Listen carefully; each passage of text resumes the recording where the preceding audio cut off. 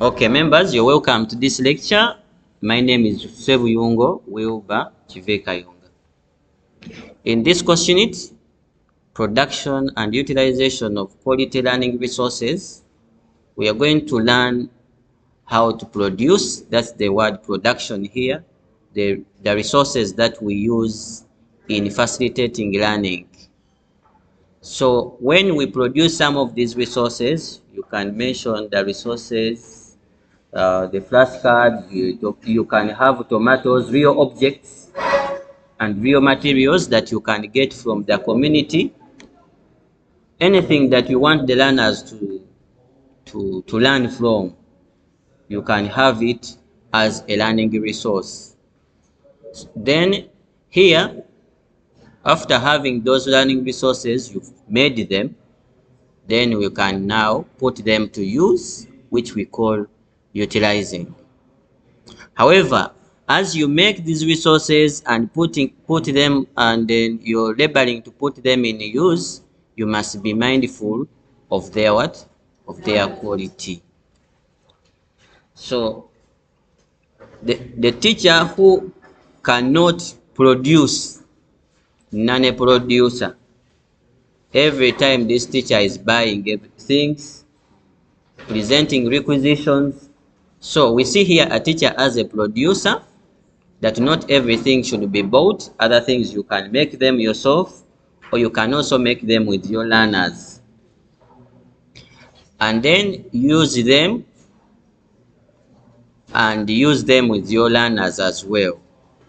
So we by end of this course unit, we hope to see a teacher able to produce and utilize quality learning resources.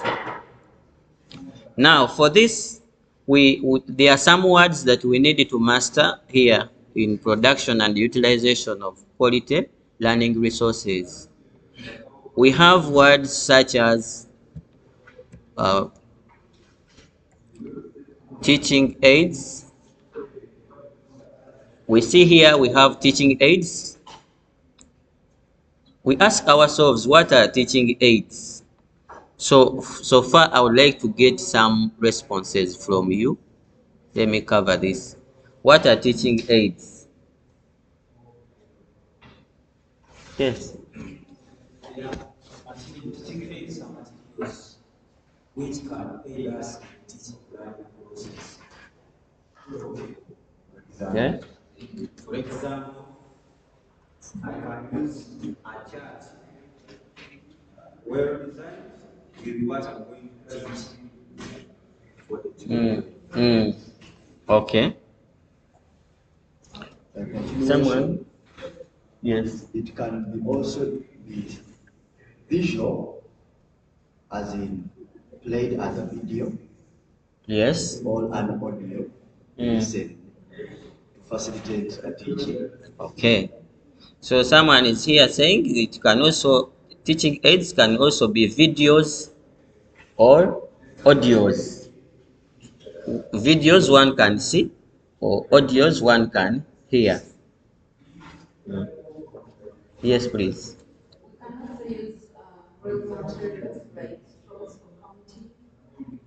We can also use maybe tomatoes when you're sharing fractions. Okay. So they are objects useful to aid in learning that teaching and learning. Okay.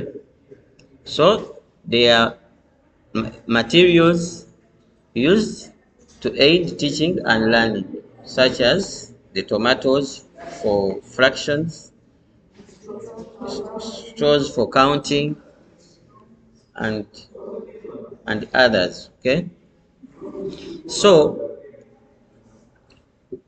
here you have the teaching aids. So these teaching aids, you have them as materials one can use in facilitating teaching and learning. So any material that we hold on, or you can see or hear, and thus if we have that material, learners will easily understand or use the concept.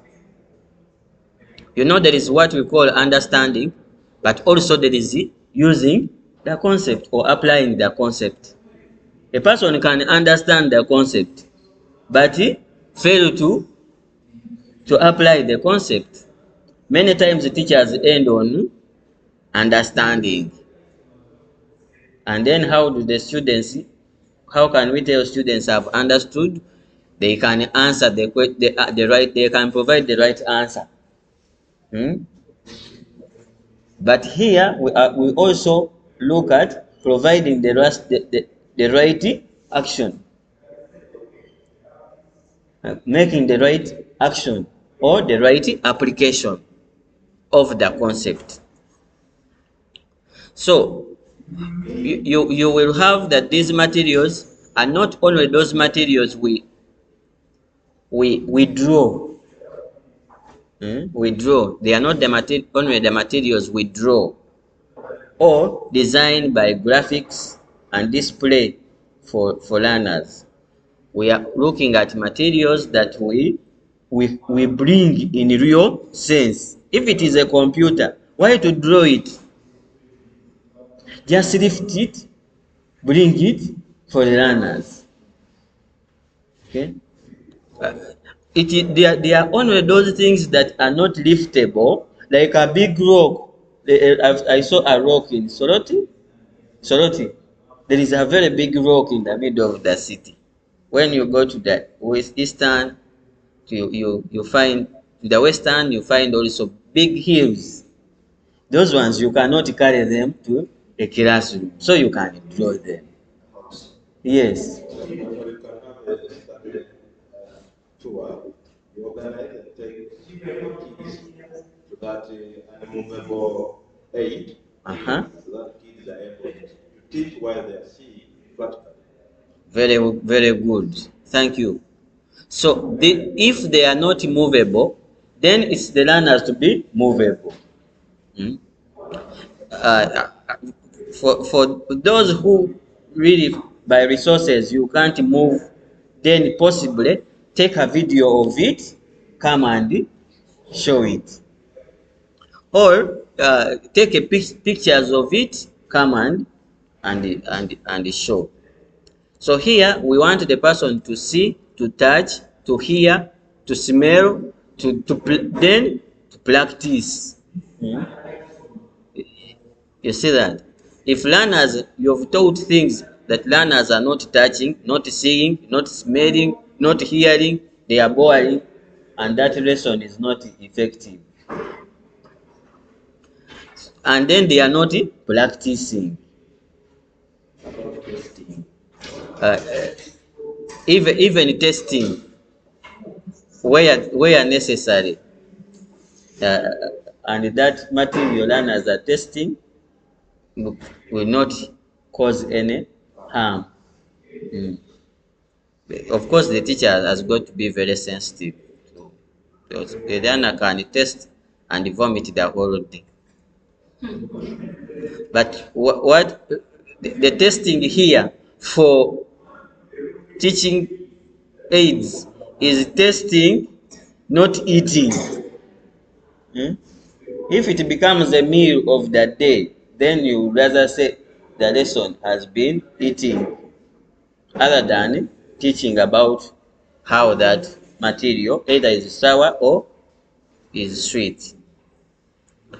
Then, so here use real materials. Real materials mean materials which are, if I carry this projector and I want people to learn from it that this is a projector, then that is what? A real material. But when I take its picture and pin it on the wall, they still call it a what? A projector. But the right name would be the image of a projector. It's not a projector. Otherwise, we call it a projector. Someone will tell you, now you project for us. So it's only that you always make sure you summarize, but it's an image. Then if these all the physical materials can be converted into soft materials, so that we can easily reuse them. And now let us ask ourselves, what are those? Another word is instructional materials. What are instructional materials?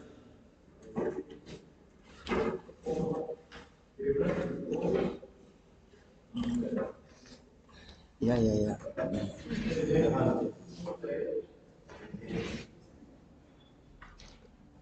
So what are instructional materials? Yes. These are materials or objects that are organized in support of a teacher during his or her teaching process. For example, the textbooks are teaching materials. Okay. Thank you. So she's saying that they are materials which the teacher uses to During his or her teaching process. during his or her teaching process. Okay, thank you.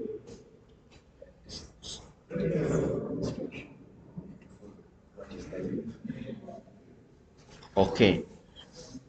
Now, someone else had another response. Yes? This is the materials that guide a teacher in his teaching process. It is for guidance. They guided a teacher. Like which ones? Like textbook. Mm. We use it as a guiding tool for the teaching in the curriculum. Mm-hmm. Okay.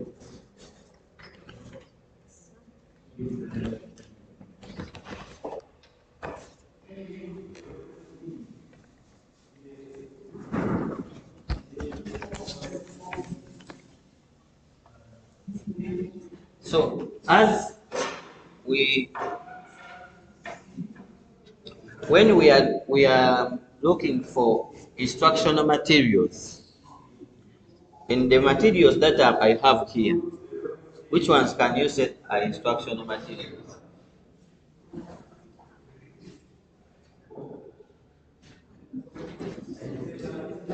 Yes. This laptop is an instructional material. Why is it not a teaching aid? Yes. This one was guided you to organize your lesson, but learners are not going to use it for reference of objects like flashcards. Mm. Okay. Thank you. So this computer is an instructional material for now. But can I use it as a teaching aid? If applicable. Primarily now, If applicable. Yes. Now, if this lesson was computer literacy, for example, and then I start teaching you that, you see, this is where a flash goes. It is called a USB port. You touch it, then it becomes what? A teaching aid. But when I bring it and it is for my use to help me do my work, not to help students to learn from, then it is an instructional material. Yeah. So even a marker can be a teaching aid. And then at the same time, you can also use the marker as an instructional material. The issue is, what's the purpose of the material, you see, that you are using? Is it for your use or for learners to learn from? The moment is learners to learn from, then it is a teaching aid. That podium, I can use it as a teaching aid. I can tell the learner, you stand there. In secondary school, my learners in the P3 would be just hidden. Please, will just be hidden there behind. You won't see. But if I tell them, you stand there, when you stand in front of it, again, you don't hold the book with you. And you place it down. Then I'm using it as a teaching aid because it's also possible for someone to be able to teach, but cannot use the podium. Cannot use the podium. So those are instructional materials. So when we come to in a school practice and we are asking for, we have not seen you using teaching aids. In the whole lesson, there are no teaching aids. And then you show us, but I have been with a chalk.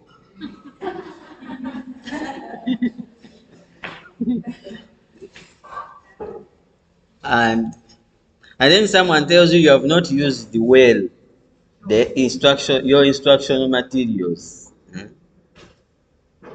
Then you ask, is it the is it the whiteboard, chalkboard? Is it my handwriting? You don't say, but I brought tomatoes.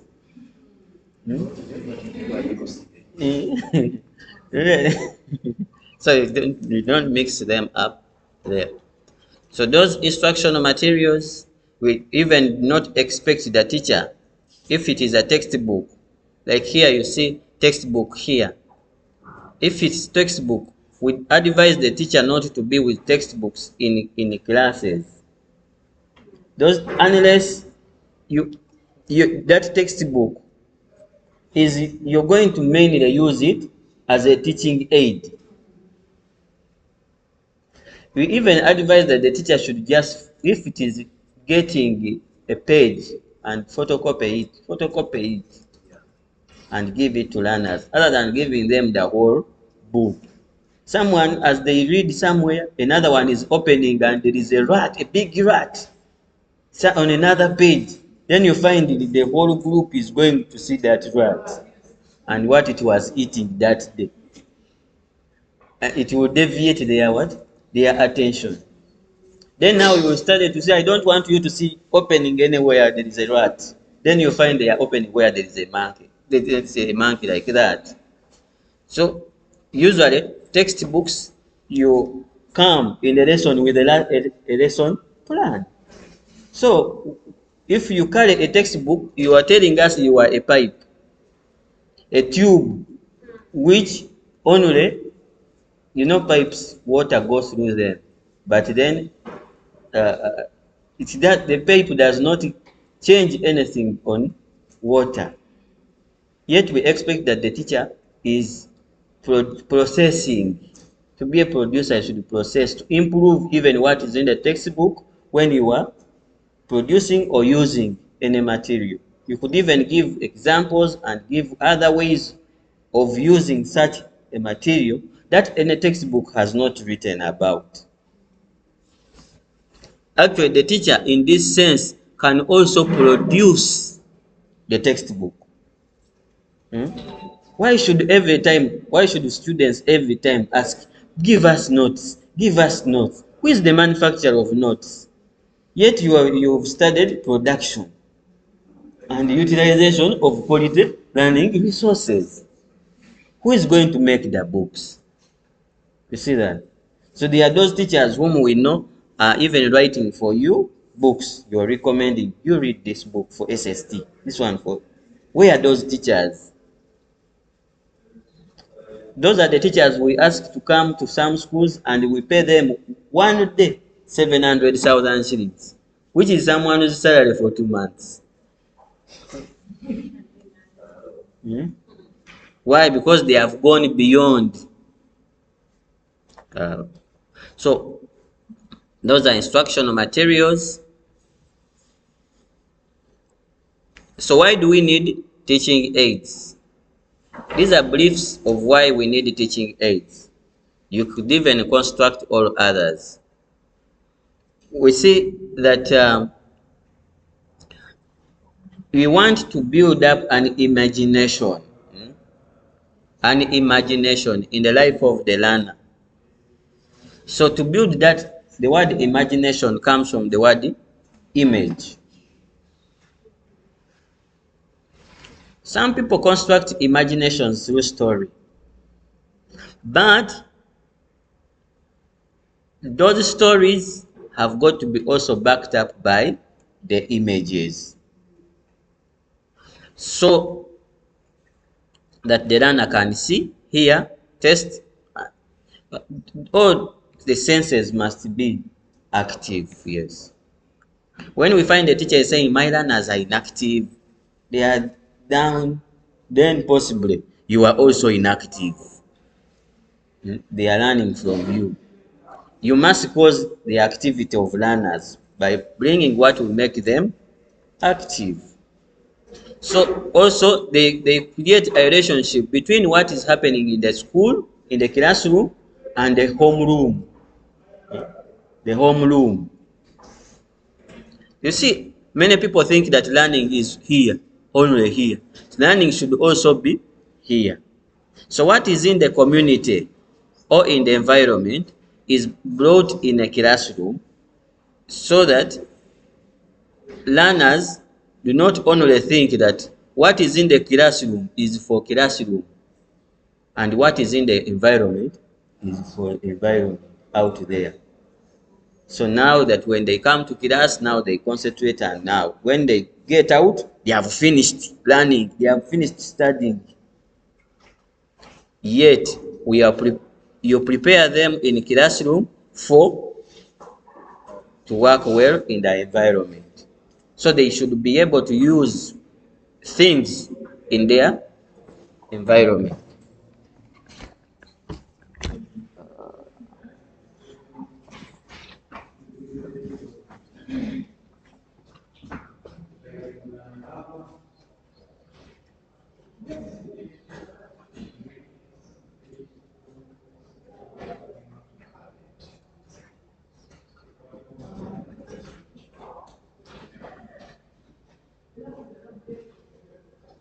What is this?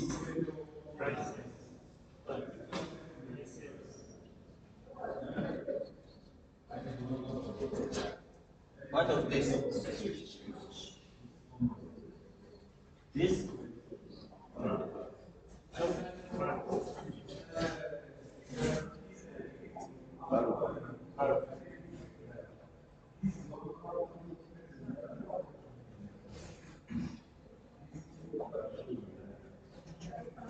And this?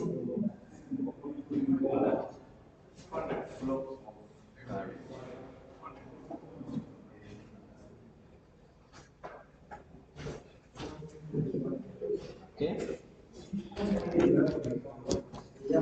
Now, we have drawn a circuit and indicated there, someone is telling us that is a dry cell, and this is a bulb.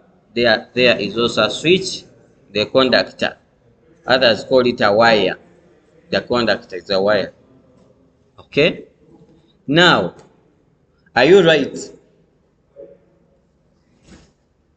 to say that those are dry cells? That is a dry cell.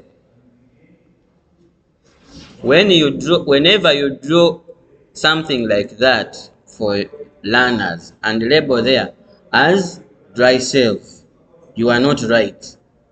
Tell learners that this is a symbol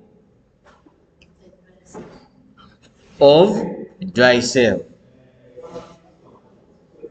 Okay? This is a symbol for a bulb. It is not a bulb. Is that a bulb?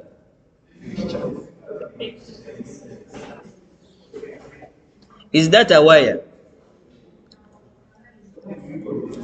Is it a conductor really?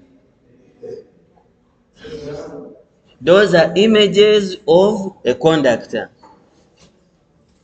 That's why if the teacher sticks on images like that, is producing imagining students, and those students can never be real in the world. That teacher who teaches things like that, even when a bulb goes off and it blows, and it happens the teacher goes to buy another bulb, may not even be able to fix it, those bulbs with the hooks, to fix a new bulb there. No, no, it will shock me. Gets a kamyofu, an electrician to fix it there. Yet the teacher must have those real wires, either bought from the shop or unwound from something, get a cell, connect that circuit and make it light in front of the students. If a teacher cannot do that, then that is not a teacher. That is a sayer, they are sayers, a speaker, a storyteller. Because you teaching that so that when the learner goes back home, can put on a circuit. Last time I went back in the village, and there are some children there. They put off all lights, and when I went to visit, they had put a circuit of those many batteries which have little charge to make them at least produce some good light. And we spent the whole night and endured in that little light with those small bulbs lighting, that they had prepared their own what? Their own electricity. And they were happy that I was there eating food in their electricity. The visitor, lighting for the visitor. That is, you cannot have such a student produced on the whiteboard or the chalkboard in those drawings. So you have other relevancies of teaching aids in the due process, but here I want the lesson to be hands-on, and instead of only having the knowledge, you also want the students to have the practical skills.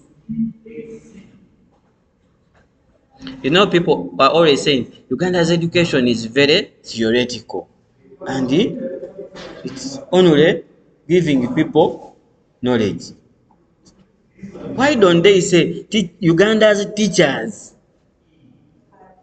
are theoretical? They only give knowledge. Why do they blame education, not the what? The one who produces it. So these are types of teaching aids you'll see. They are here you will see visual aids, you'll also see audio aids, you'll see visual audio. So here people can see, here people can hear, here people can hear, see and hear. Here we need also to add another hands-on aids, because aids can be visual but not tangible. So we can have intangible aids and tangible aids. We can touch, we cannot touch. But mostly here in this course unit, we are very interested in having materials that learners can interact with. And you see those science fairs we used to have in schools, that's the proper environment of teaching aids.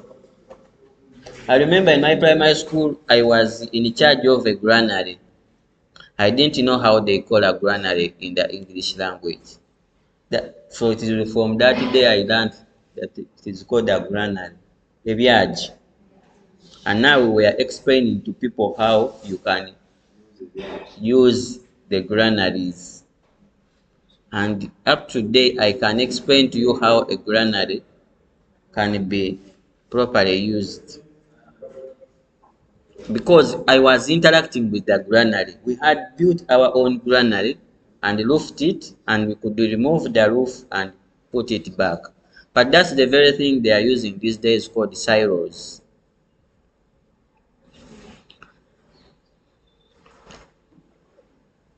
So while developing teaching aids, we need to have these considerations.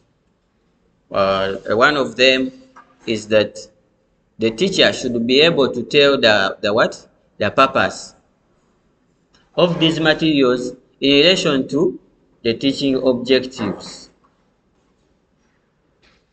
So the teaching aids or instructional materials that we use should be in line with the what? With the objectives. These objectives are always indicated in what? In the syllabus. Then also learn the shape, the color, dimensions, that's one, length, width, and height of materials to be used. So learning these shapes and colors is also very key. Also see what materials are available in what? Our communities.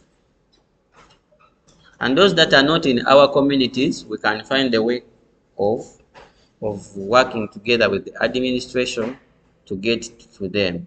Because we always say that the rubbish bin is the teacher's what? Center of collection of some of the teaching aid. So what others consider as trash, the teacher sees it as a teaching aid. While also you're looking for these materials, consider the cost of the material and also the quality of the what? Of the material. In some of our kindergartens here in town, it happens that we give learners some small computers, very small, like a book of A4 to use, where they can score themselves, they can even type what they want there. But if you proposed this one in Nakapiripirit, that a small laptop in Nakapiripirit, you will have to take a video to tell them that this is what I want my learners to have. But before you even open the video, your proposal is already rejected.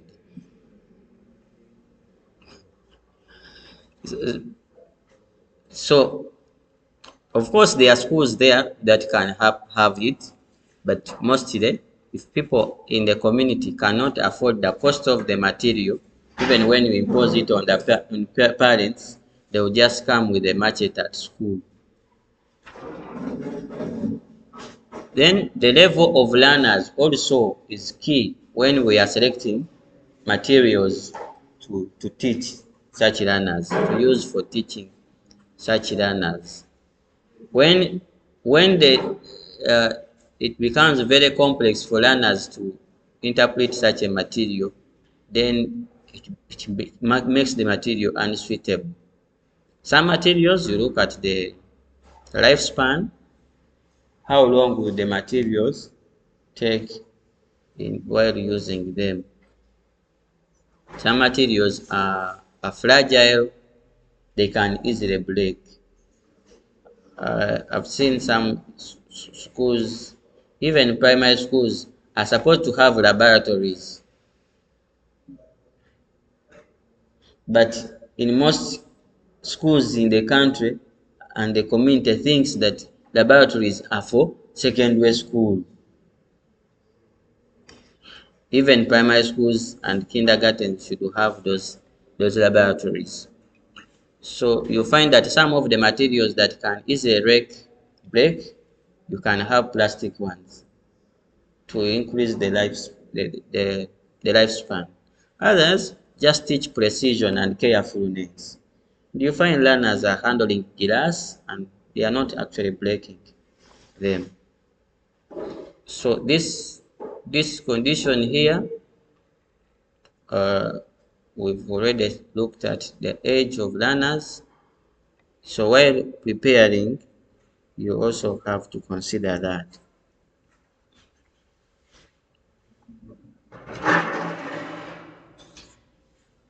So our emphasis here that we know all this, but the teacher should have somewhat basic skills of art, design, and fashion.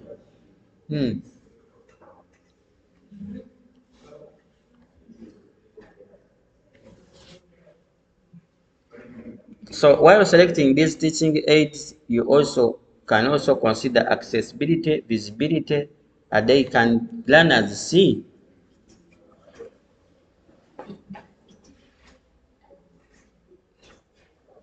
Yeah.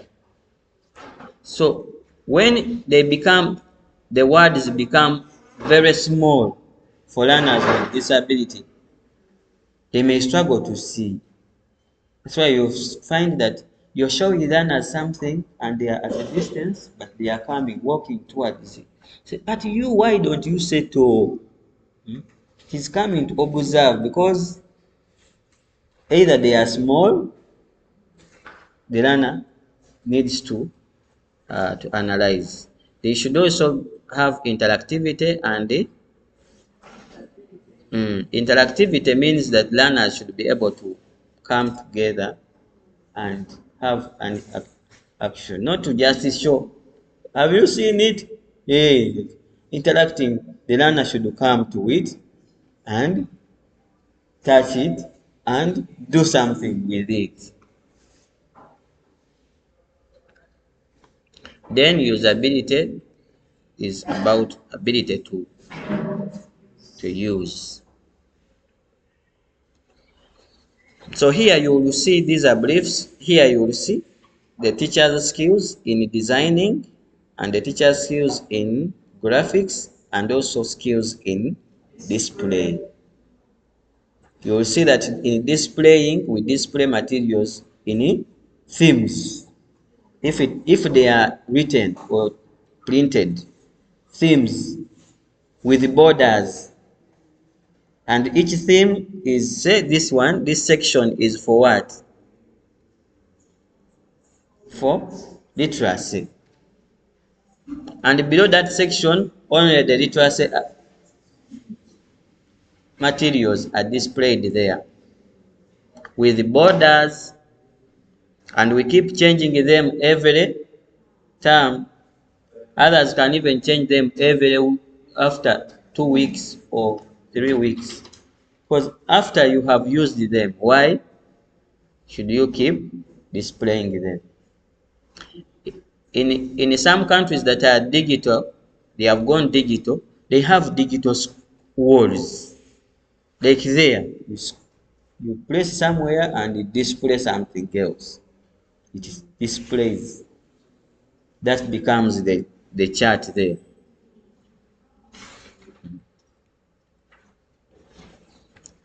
Now this is a process of producing the materials we use for teaching aids or for facilitating teaching and learning. You get the idea. Of course, there are people who don't get ideas. They are barren of ideas.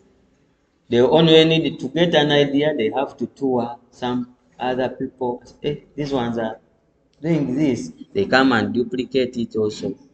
Then the other time they go elsewhere. But it's again, that is only for those who have the idea of going to look for those who have. There are those who don't have the ideas. It should be someone to tell them, now teacher, do this. Self-instruction is not there. But when you pick the idea, find out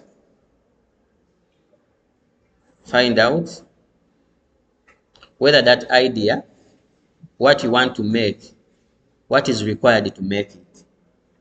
What is required to make that material. Then plan.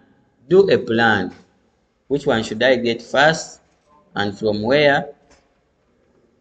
If there is some cost involved, what are the costs? Then develop a prototype.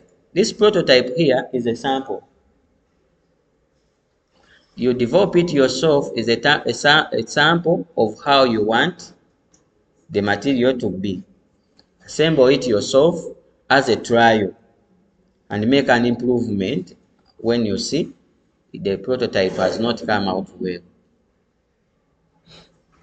Then now you can source materials to make more materials out of that sample prototype. You make now many.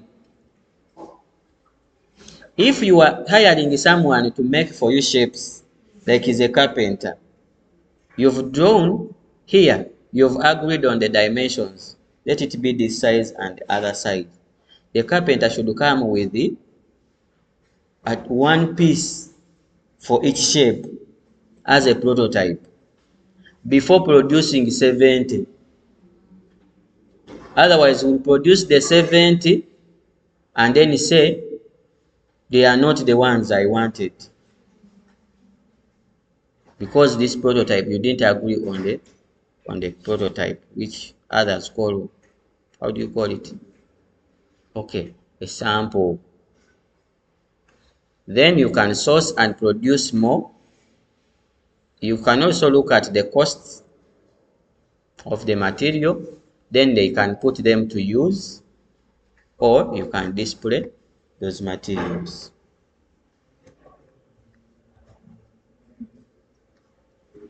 Now, this is about using ICT in teaching and learning. Here,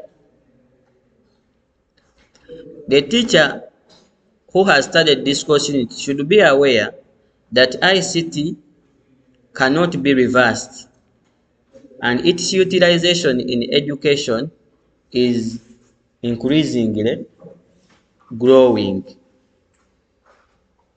Thus, a teacher should be a user of digital materials, should be able to teach learners with a projector here. How do we place and we go to the next what? Slide, the next page, you need to learn it. And before you know it, the things are off.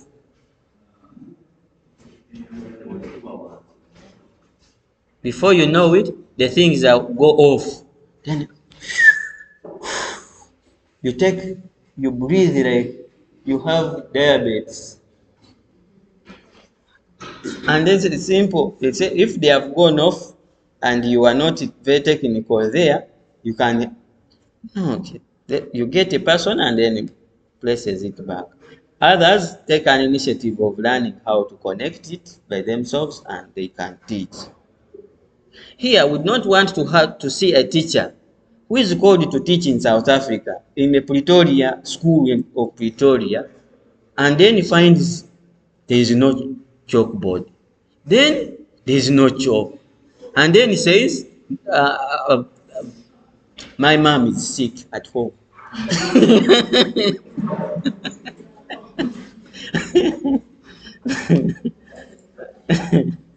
And the salary they were paying is very, very good.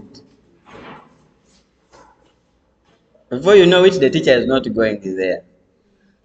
Anyway, you may not exhaust all ICT materials to be used in the world, but know that they are part of the teaching what? Process, and they are for the teacher, not for ICT technicians. So the first time we use them, we fumble sometimes, tremble and shake. It is bearable at the beginning. The other time, now you are firm. And then you continue the journey.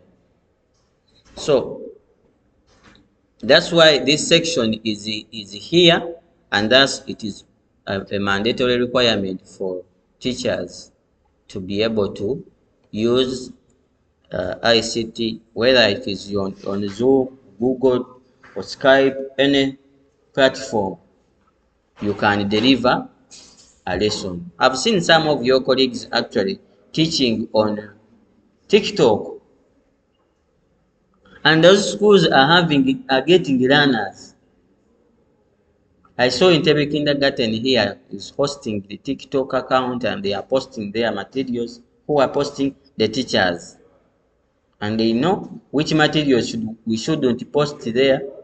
When you post there, that there are some learners who are from foreign countries and they peg each other for application, and you post when they are pecking.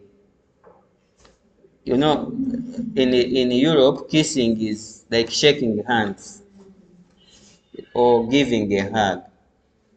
But here, when learners do that, that school, they are homosexuals, they are what? So, yes, because they are not in Europe. And the culture. Yeah, this not the culture. So, that's why it is important to be sensitive when you're using digital uh, aspects.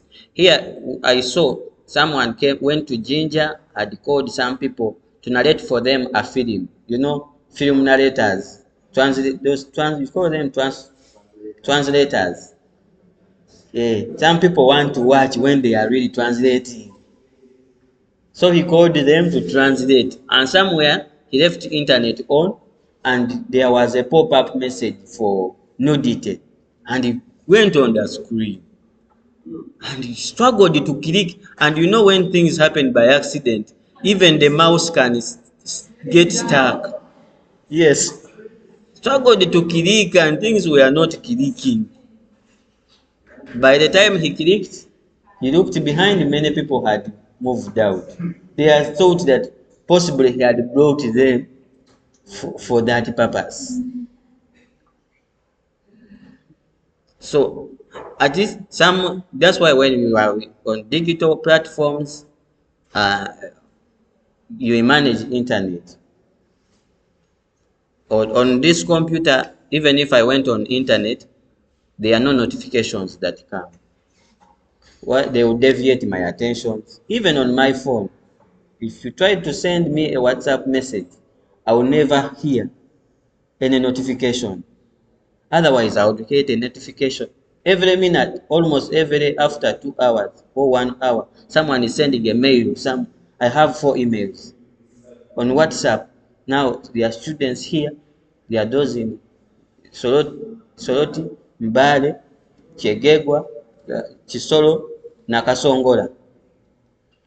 Every time someone is sending in something, when I concentrate? Yet I have Facebook, Twitter, Instagram, and you see how the mind, you can always be like this. You can never be productive. Yeah. So you can put those notifications off. In some schools which are using some computers, that those computers, they don't know what the students will search. They disable some functions that you cannot search what is not education. So those sites are blocked. And you've seen even some tabs where they are limited to some functions of education to manage attention of learners. So you have to be very sensitive while using those platforms. Now, when it comes here we are having what we call resource centers. These resource centers are, what are resource centers or resource rooms? If they are in soft copy form, I can have a folder where I keep all my things for display material for mathematics. That when I want to have ones for multiplication, I just go in that center and pick it. Other than clicking every folder, I spend 30 minutes clicking folders, opening and closing documents.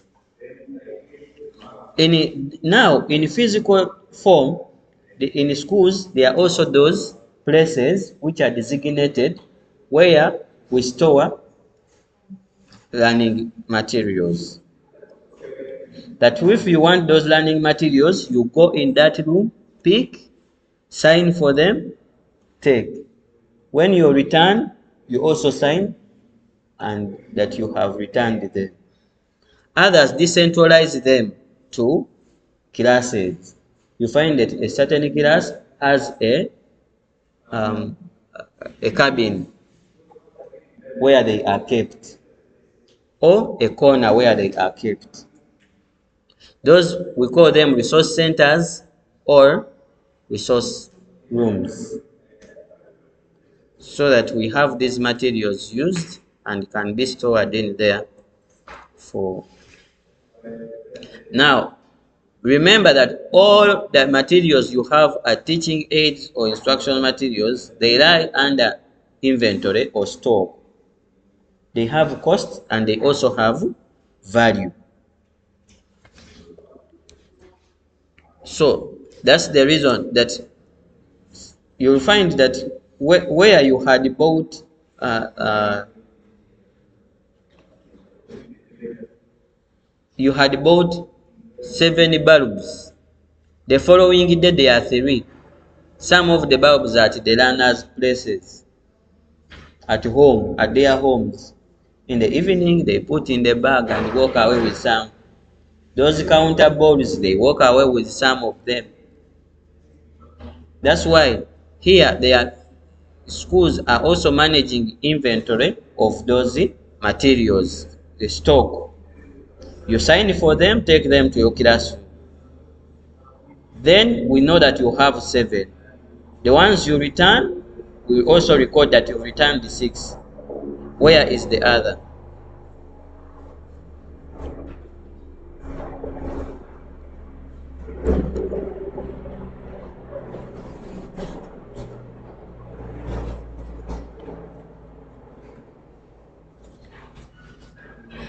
Members, when there is noise and you're teaching like that, don't shout. Yeah? Pause a little.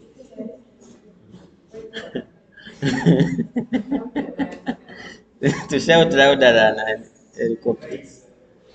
A helicopter, no. If there are times of umbaru in some communities which dance umbaru, and the umbaru passes by, learners want to see. Let them see. Go to the windows and see. Come back and sit. Why to fight with learners? Everyone like this, then you say, please settle. They are like, already the mind has gone.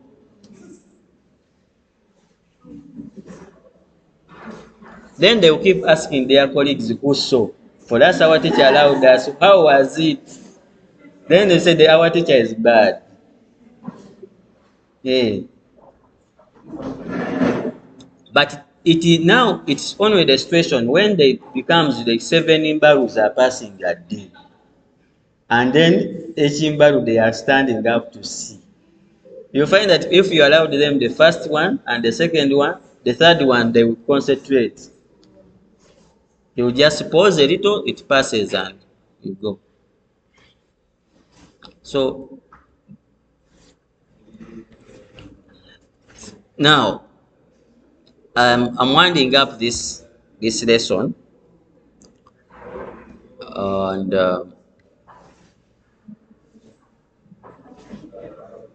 most importantly, as we are winding up this lesson, is you to have that there are 2 theories.